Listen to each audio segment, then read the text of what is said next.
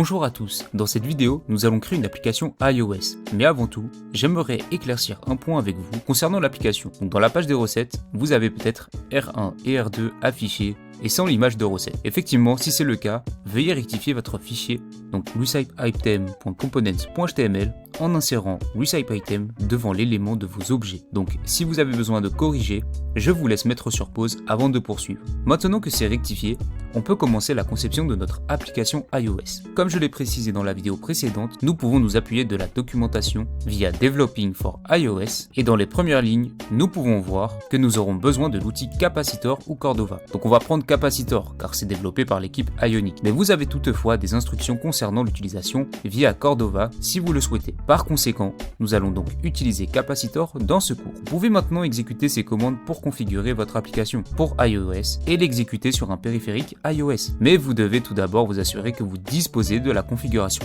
d'environnement de développement iOS. Vous pouvez également consulter la documentation de Capacitor via iOS. Vous trouverez une description détaillée de ce dont vous avez besoin pour configurer votre ordinateur afin de créer des applications iOS. Maintenant, nous allons installer Xcode sur l'App Store sur votre Mac. Donc on peut le rechercher sur le store. Une fois installé, vous avez besoin des outils de ligne de commande Xcode. Donc vous les obtenez en ouvrant votre terminal sur votre Mac en saisissant Xcode Select. Maintenant, si cela vous fait une erreur, peut-être que ce n'est pas installé. Vous aurez besoin de saisir Xcode Select install, ce qui permettra d'installer les outils de ligne de commande Xcode. Avec tout cela installé, vous pouvez revenir à la documentation dans Project Setup et utiliser les commandes ici, donc Ionic Capacitor add iOS pour ajouter iOS en tant que plateforme à votre projet, puis exécuter également votre application sur iOS. Donc, de retour dans le projet, on va commencer par ajouter Capacitor avec notre commande. Cependant, il est possible de recevoir une erreur concernant l'identifiant d'application. Les tirets ne sont pas recherchés par exemple, alors assurez-vous de les supprimer dans votre fichier capacitor.config.ts. Donc faites-le si nécessaire,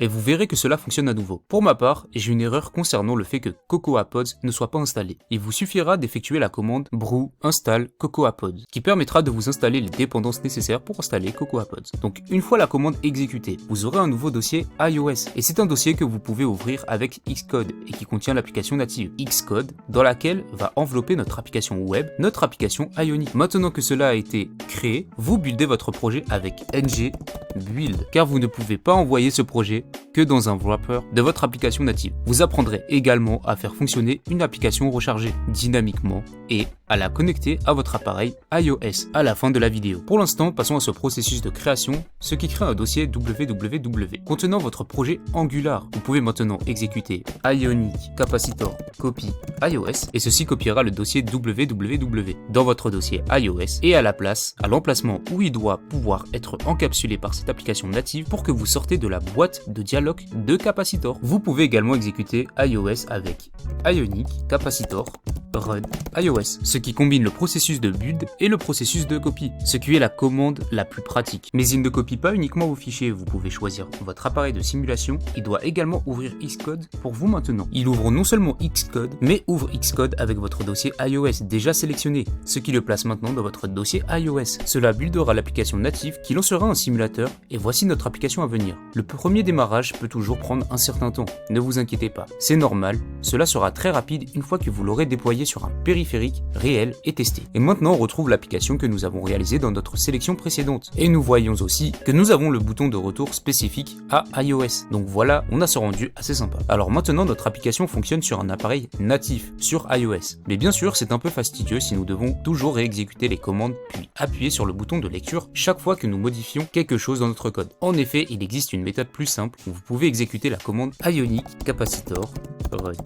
iOS-L qui signifie rechargement en direct. Et si vous redémarrez l'application, maintenant cette application sera connectée à votre serveur de recharge direct. Chaque fois que vous modifierez votre code, l'application sera automatiquement rechargée, tout comme l'application dans le navigateur. On va faire un exemple. On va retourner sur notre fichier recipes.page.html et je vais modifier recette par recette de cuisine par exemple. Et si on revient sur notre application dans notre navigateur, on voit bien la modification apportée, mais aussi dans notre simulateur. Donc maintenant vous savez comment obtenir cette application native, comment tester votre application sur le périphérique natif et bien sûr, nous la testerons de temps à autre durant le cours. Cette vidéo touche donc à sa fin, j'espère que cela a été une réussite pour vous et je vous donne rendez-vous pour la prochaine.